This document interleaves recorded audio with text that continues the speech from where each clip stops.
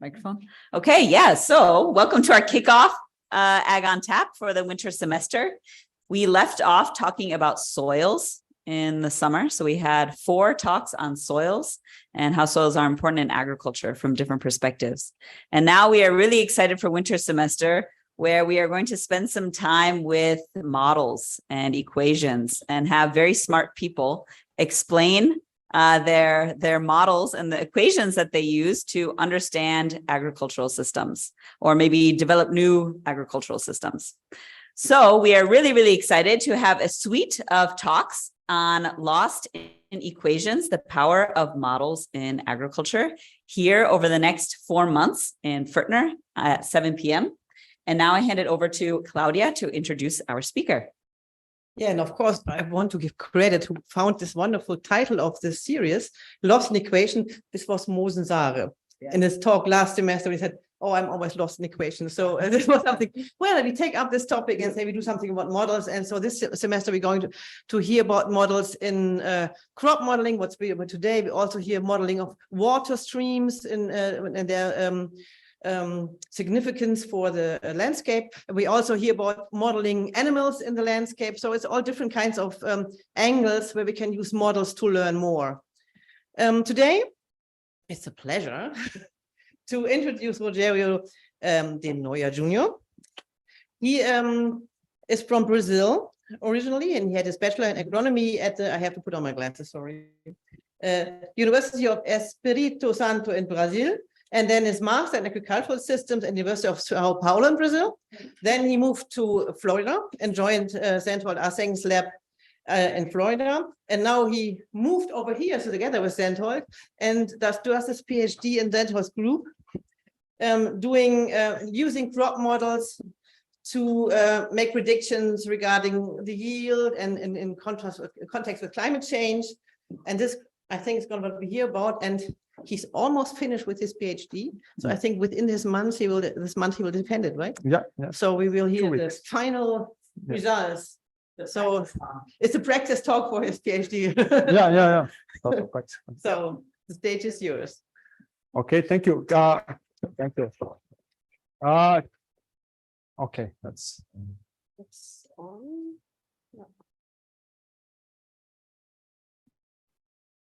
Should I point there? It's not ready yet. Okay.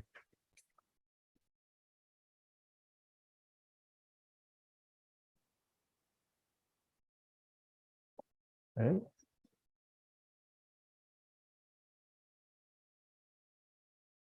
Is this working? Yes. Okay. So thank you, Claudia. Yes, as Claudia said, I'm Rogerio. And today I'm going to talk about the intriguing universe of agricultural crop simulation models. Okay, so that's the outlook of what I'm going to talk today. First, we're going to talk about simulated crop systems and crop simulation models, and then we are going to talk about the current global scenario, and then we're going to over potential impacts of climate change on agriculture, on crops yield, and then we go to potential means of adaptation and risk prevention, also agriculture. So here we have a picture. Sandholt, I think he likes this picture. He always uses this picture in his lecture, so I stood from here. And here we have a wheat crop system. So starting from when the crop is really small on the seedling stage, and then growing over time until harvest time. So if you create a model only to predict the harvest time, can you think about a model that is able only to predict the harvest time? So if you plant, for example, today, when I'm going to harvest, so it's already a complicated, maybe a complex model. And then when you consider all the factors that can impact a crop system, then it gets even more complex. So you have the soil, the nutrients in the soil, the type of soil, the soil texture, the capacity of the soil to retain water. You have the crop management, so that's where the farmers is. So the farmers can decide, for example, which cultivar is going to use. and about, for example, some agronomy practice about, for example, the sowing dates and so on. And you also have the breeding, which doesn't belong to the farmer, but also working there, producing more cultivars. And then you have diseases, pests, CO2, ozone, light, temperature, rainfall, and irrigation. So what the crop simulation models they do, they translate all these interactions in equations. We have some example here. So more or less here we have a structure of the water coming on different layers, and so the water moves from one layer to another. There is water coming in, so how much water we have in the soil, we calculate it daily in crop simulation model. But about crop simulation model, there are three main processes we have to have then in mind. This process are crop phenology. So when I talked about the time there, that's crop phenology. So one day the crop is at anthesis, one day is at maturity, another day is at seedling, right? So in the beginning is at seedling. So to simulate it, we have to simulate the phenology of the crop. The second one is the photosynthesis, the crop growth, the production of carbohydrate. And the third one, after you produce the carbohydrate, you have to distribute it in different organs. Sometimes it goes to leaves, sometimes to roots, to stem, and finally to the grains in the end of the season. So we have three types of models inside the crop simulation models to simulate each of these processes. Just to give you an example about the importance of crop phenology, here we have an example for France, and this here we have on the zero right here. Maybe I have the pointer. Yes, okay. So on the zero right here is the time that anthesis occurred. Okay, and it is zero. I mean, when it's zero here, it means a heavy rainfall event occurred in the same day of anthesis. When it's -5, it means the heavy rainfall event occurred 5 days before anthesis. When it's +5, it means a heavy rainfall event occurred 5 days after anthesis.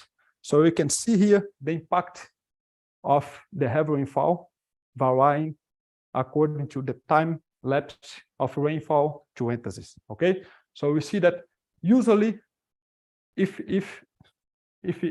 the rainfall event happens usually 2 to 3 days before anthesis is the moment that's going to impact more the crop, okay, the yield in the end. In this case, the number of grains that the crop is going to have. Just to give you an example about carbohydrate distribution, here is actually one of my first experience I did in my life. I was in the middle of my graduation studies, and then I had this idea of testing the impact of dry periods on eucalyptus. Eucalyptus is very common in Brazil, where I was born. So it was actually a very important thing for testing the dry or the impacts of dry periods on the eucalyptus. But what I want to test was, think about a crop that has experienced only once in their life a drought period. Then you take the same crop and you put this crop to two events of dry periods in sequence. And then you take the same crop and you do it 3 events of dry periods in sequence. Okay, so you have here one group that never experienced drought, one group that experienced only once, one group that experienced 2 drought events in sequence, one group that experienced 3 drought events in sequence. What happens here? We have here the black bars, that the root system. So you see the crops that never experience, they have less roots. For the first time that they experience drought, what they do, they invest carbohydrates in roots. Okay, so they put all the carbohydrates that they still are producing, they are translocate that for the roots, and then they're producing more roots, and then in case they have another drought period in future, they'll have more roots, they can find more water. And here we have the photosynthesis. Again, the colors is a plant that experienced only once the drought, and the blue 2 times, and the red 3 times drought period. And here we can see that after experience, you see here the water availability in the soil. So when 1.0 means 100%, the soil is full of water. When it's 0, there is no water in the soil. And here is photosynthesis. So you see here that here we have a capacity of doing 20 micromoles per meter square per second of photosynthesis in eucalyptus. That's the potential, that's the maximum you can get. And for the plant that's experienced drought for the first time, is going to decrease the photosynthesis very quickly. You see? The crop that experienced it before, it can keep the photosynthesis for a longer period. You see? In the third time, with almost 0 water in the soil, they can still do a little bit of photosynthesis. That's because they invested in more roots. They have more, there are other also adaptations, but they somehow adapted to it. Okay, so just to give you an example of how this carbon distribution is important, and the models, they do it. Another thing it's very important for models, usually the model at a first glance, they calculate the potential yield. What is the potential yield? Potential yield is the yield that's only influenced by CO2, radiation, temperature, and cultivar filter. So you plant wheat in a field here in Freising, and if this wheat experience no stress, in the end, no stress, no water stress, no nitrogen stress, no plant, no disease, no pests, in the end you had the potential yield. So usually, not all the crop models, but usually the crop models, they simulate the potential yield, okay, and after it, they penalize it for water and nutrients, okay? So the 3 processes I mentioned, the phenology, photosynthesis, and carbon distribution, they are very important for potential yield, okay? After that, you still have to include in the model a water balance to check the amount of water you have in the soil. And then knowing the amount of water you have in the soil, you can penalize the yield to have the water limited yield, which is the yield only if the yield you would have if the only problem that would occur is water deficit. And as a third limiting factor, so would be nutrient. So if you have nutrients problems, this would be the yield I would get. And this is the actual. This is only an example that most of the times the actual yield you have in the farms, usually they are below all of those farms, all of those. So the crop models, they simulate the potential, they penalize, they get the water limited, they penalize, they get the water nutrient limited. And that's usually what we have in the farms. So with crop simulation models, it's a very powerful tool to see how much you can produce potentially in that farm. So that's what I did during my master thesis. So here we have the potential for growing soybean in different places in Brazil. This is if you don't irrigate, so only if you have only water deficit problems, and here it's actually what you have. So we see that we have around, for the size of the circles, we have something around 3,000 kilograms per hectare, but we could have something close to 5,000 kilograms per hectare, potentially. If that's sustainable, they say usually 80% of the potential yields is sustainable. If reaching 80% of the potential yield is where the sustainability is. So going more, talking about now the current scenario we live. So in 70 years ago, we had around a little bit less than 3 billion people in the world. Right now, we reproduced a lot. I mean, our generation is not reproducing a lot anymore, but the previous generation, maybe the father of Centhold, was having 6-7 kids. So we jumped for 8 billion people. That's what we have now.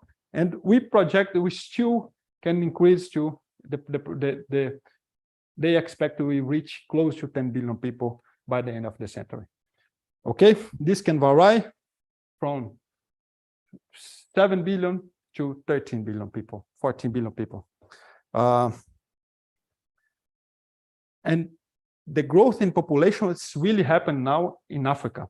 So that's where, so the blue, I mean, from light red to blue is where the population is still increasing.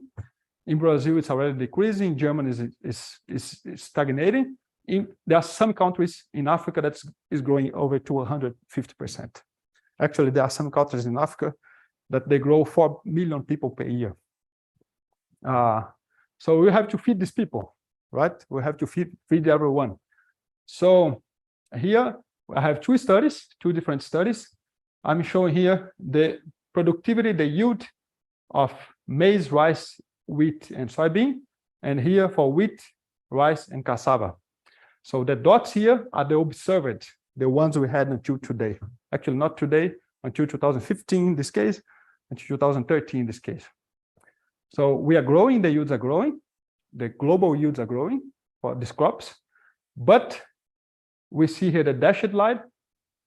To meet the demand by the demand of having 10 billion people in the end of the century, we should grow at this rate in the dashed line. And if you continue growing the rate we are growing, we will have the projection would be the full line here. So this gap is what we need somehow to fill, right? We need to be here. We need to be here. But if you continue growing as we are doing, we are going to be here. So this may be a trouble in future. And on top of it, we have 1%, for example, for soybean, 1% of the areas of soybean, then yields never improved. In the history, they never improved. So we always have a flat line. The same amount that they produced 70 years ago, they produce it now. We have, for example, 23% of soybean areas and 26% of maize areas, the yields are stagnating. This applies to Germany, for example.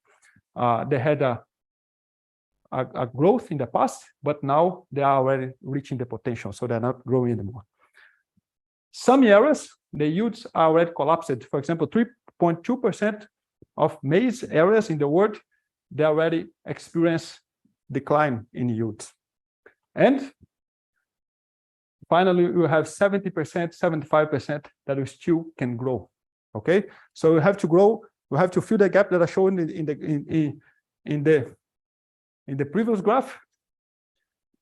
I mean, okay, in the previous graph, we only have 75 to 70% of the areas that we still can do it. Okay, so and these are not. We do not consider climate change in that, okay?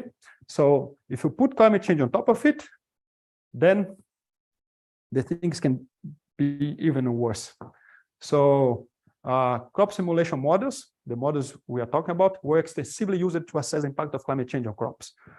I'm going to show some results here. This is the results of an ex-student of Centhold, Zhao. He showed that for each degree of increasing in temperature, wheat may decline by 6%. The yield of the global wheat yield may decline 6% by each degree that we increase in temperature. For rice, around 3%. For maize, around 8%. For soybean, around 3%. But this only consider the temperature, only considering temperature, not considering other factors. Okay? Crop simulation models, when considering all the factors, they showed significant uncertainties on climate change potential impacts on productivity. I'm going to show you a graph here that in this graph that was published in 2013, here we have the projections for maize, wheat, rice, and soybean, also globally. I mean, that's the change. So what the crop simulation models they say that can be something between minus 40% to plus 20% what we have today. But here, some of these lines, the dashed lines, they are without CO2, and the full lines they consider they are with CO2. Usually, you see the full lines they are indicating increasing yield, and the dashed line they are indicated a decrease in yield. That's because CO2, elevated CO2, usually helps plants to grow. So, for example, in stress-free crops, so the CO2 in the atmosphere is going to potentially increase the yield by 22%. That's why we can consider that we have a leaf here, and inside the leaf we have a very small thing called stomata. Okay, the stomata we can consider the stomata should be the mouth of the plants. Okay, and the CO2 is the food. So if they have more food, they are going to make more photosynthesis. Okay, if they have more CO2 in the air, that's what the climate change brings. It's more CO2 in the air, so they're going to make more photosynthesis, and the yield can grow up to 22%. This case of soybean.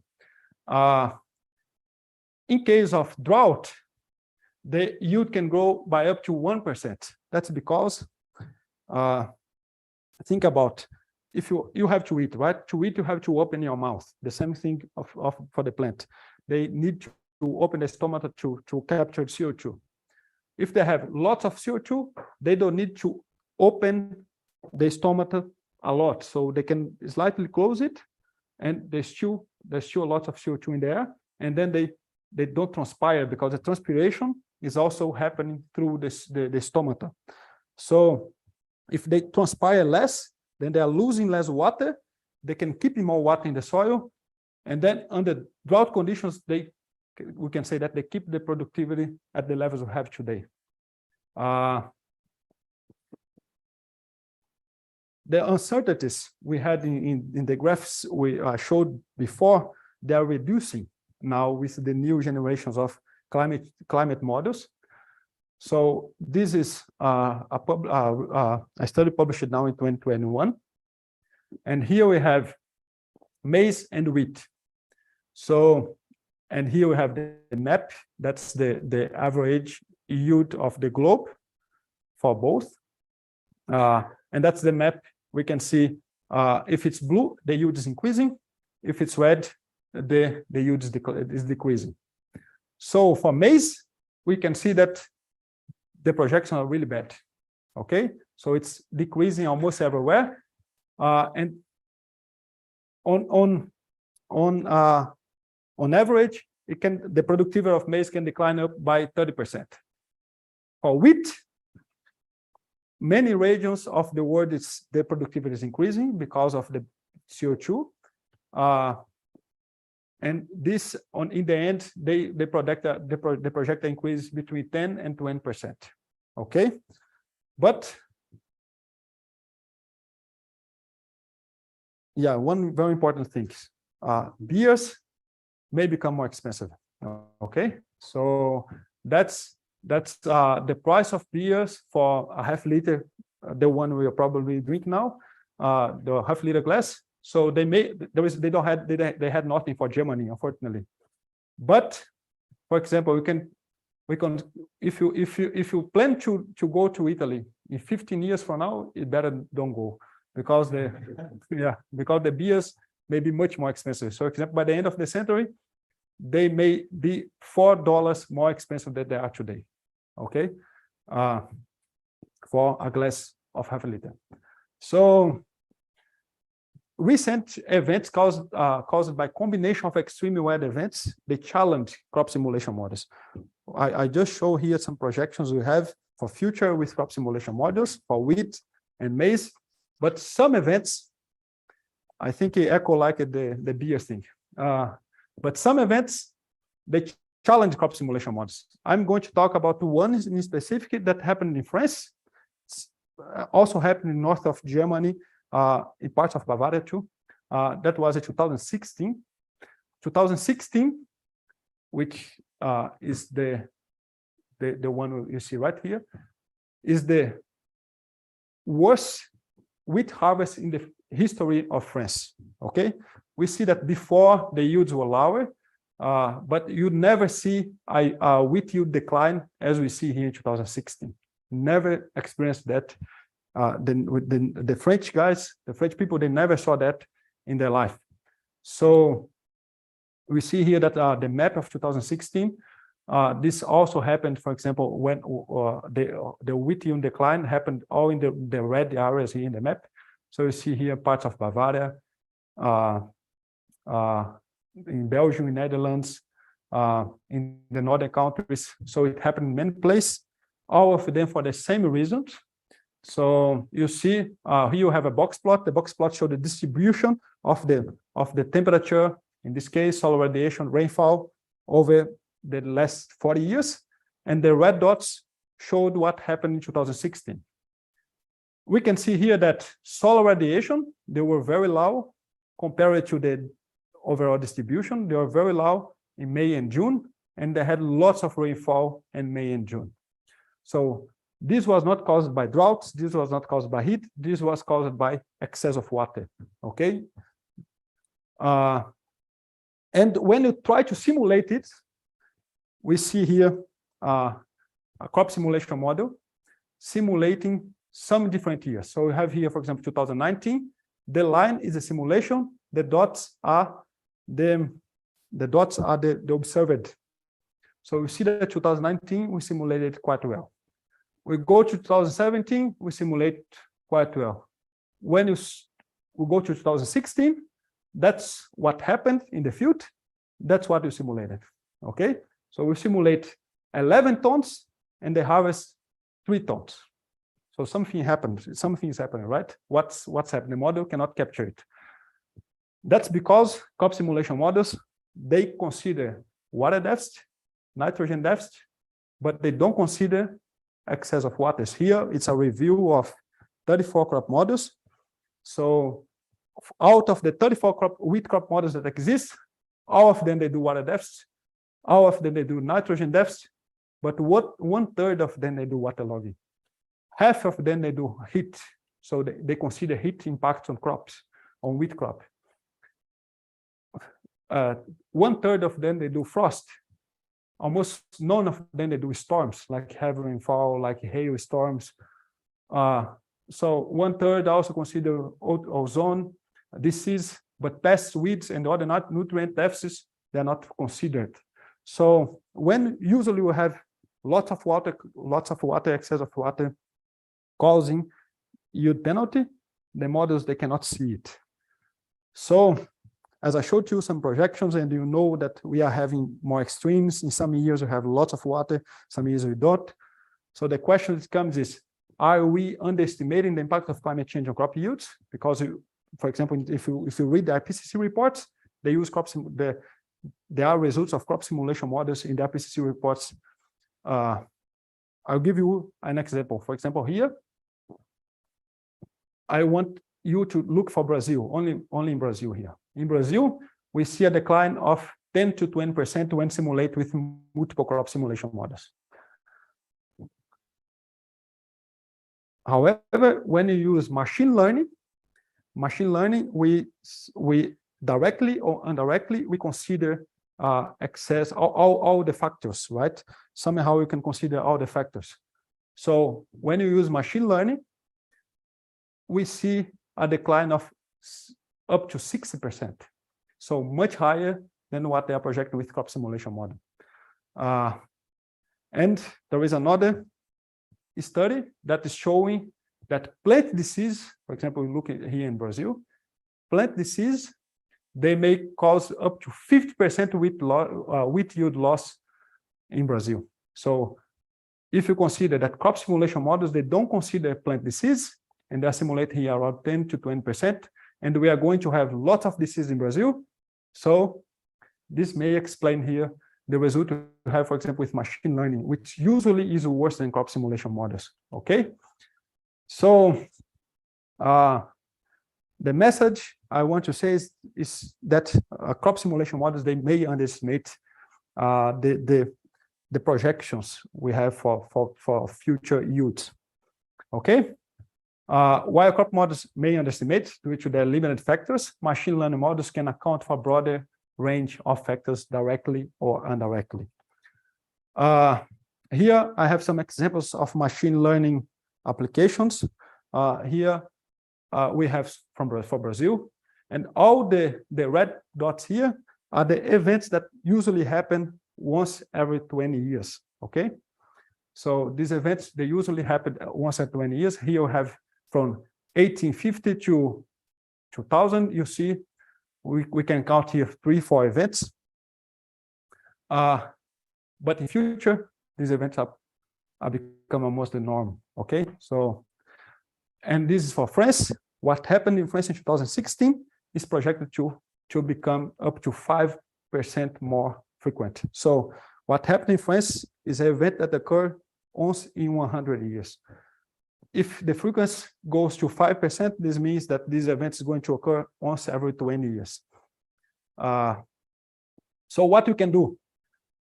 Some things about crop simulation models that they can effectively simulate the productive potential of certain crops and suggest ways to mitigate the impact of climate change. Here I have an example of an application in Brazil. It's better to stay here.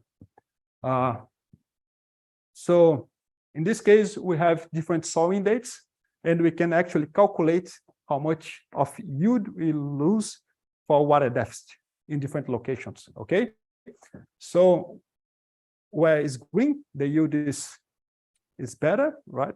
And where it's red, the yield is, we are losing a lot by water deficit. So that's actually the yield gap. So that's what we are losing for water deficit. That's why we have the green 0, which means we are not losing nothing for water deficit. The red, we are losing something close to 2,000 kilograms per hectare. So, for example, the Brazilian farmers, if they plant in September, they are losing a lot by water deficit. But as they move on the soil window, if they sow, for example, in November, they will lose less by water deficit. Okay, that's something that they can use. For example, for climate variability, for El Niño, La Niña, it's also related to climate change. For example, also for Brazil, we have here the soybean yield anomaly. So how the soybean yield changes according to the average. Okay, and the colors of the dots are the latitudes. So if you go blue, it's north of Brazil. If you go red, south of Brazil. And here we have the sowing dates. So in La Niña years, you see that the red here, which is the south of Brazil, if they plant early one, they will lose a lot of yield. Okay, in the north, they are comfortable with La Niña, because usually La Niña in Brazil brings droughts to south and excess more water to north. So you see in the north, the blue points, they are usually above average, but here on south, it's better to delay the planting date. If you go to El Niño, you see the opposite thing. Okay, you see exactly the opposite. So that's how crop simulation models, they can help you. They can go, the farmer can go and check and see a La Niña. Usually, for example, they plant in October. A La Niña year, it's already defined in September, August. So they can go there and say, okay, if it's I'm in the south, it's a La Niña year, so it's better to plant later. If I'm in the north, I'm very comfortable. But if it's El Niño, in the north, it's also better to plant later. So that's how we can help farmers. That's an example for France now. Crop simulation models and machine learning methods, they can help us to identify the cause of yield loss in the future, right? So for example, here we have wheat yield loss cause.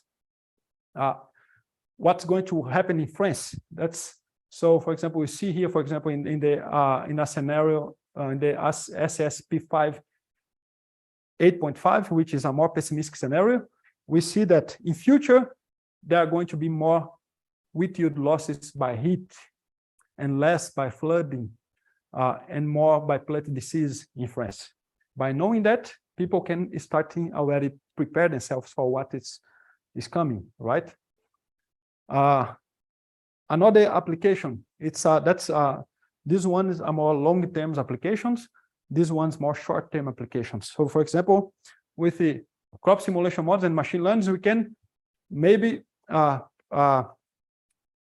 forecast wheat yield, the wheat yield in the end of the season. So, for example, here we have examples we have 3 examples. I mean, all of them, they have Brazil. As I'm Brazilian, I always try to do studies for Brazil. So, for example, here we have the relative, the RMSE, the error of prediction over the season. Okay, so if you try to use a machine learning method to estimate the final yield in April, the final wheat yield in April, when the Brazilians are planting wheat, they are planting wheat, we have an error of 10%. But maybe if you try to estimate in August, September, it's still 2 months before the harvest. I would have the error of 5 to 6%. So if I know that something bad or something good is going to happen in advance, I can plan better. Even if it's still 1 or 2 months to harvest, I can plan better. So we show the same results for soybean and for wheat in Brazil and France and in Russia. So if you can use these methods to know in an anticipated way what we're going to have in 2 weeks, in 2 months, we can organize ourselves to maybe buy more when the price is too lower, or maybe to sell more, or to not to sell. Here it's another maybe option to adapt. It's a vertical farm. Okay, so vertical farm could be a very promising option for future in agriculture. And the results here I show, both of them are done with crop simulation models. As I said, crop simulation models are very good to simulate potential yields. Okay, so here we have for wheat. So that's the world average. It's close to 3 tons per hectare. Okay, and that's the world record. I think now we have a new world record, but which is in New Zealand, they had 17 tons. That's the world record in 1 year. Okay, with a vertical farm, we could have close to 200 tons per hectare in one layer per year. If you consider 10 layers, then it's 1,800 tons per hectare in 10 layers. Okay, this is something close to 600 times higher than the field. Okay, and for soybean, I mean, it's bad to read. When I checked in the computer, it was good to read, but in the soybean, they can produce theoretical 6.2 tons per hectare in one layer, while the world average is 2.81. So if you consider again 10 layers, soybean would be 200 times than we have in the fields. Okay, and we can control everything, no disease, no plants, no need of, and we can reuse the water, we can reuse the nutrients. So, and to be more positive, again, maybe climate change may be better for beers, maybe worse, bad for beers, but a project to be very good for wine. So the white quality is likely to increase with climate change. So still have something to drink. So that's my presentation. Thank you.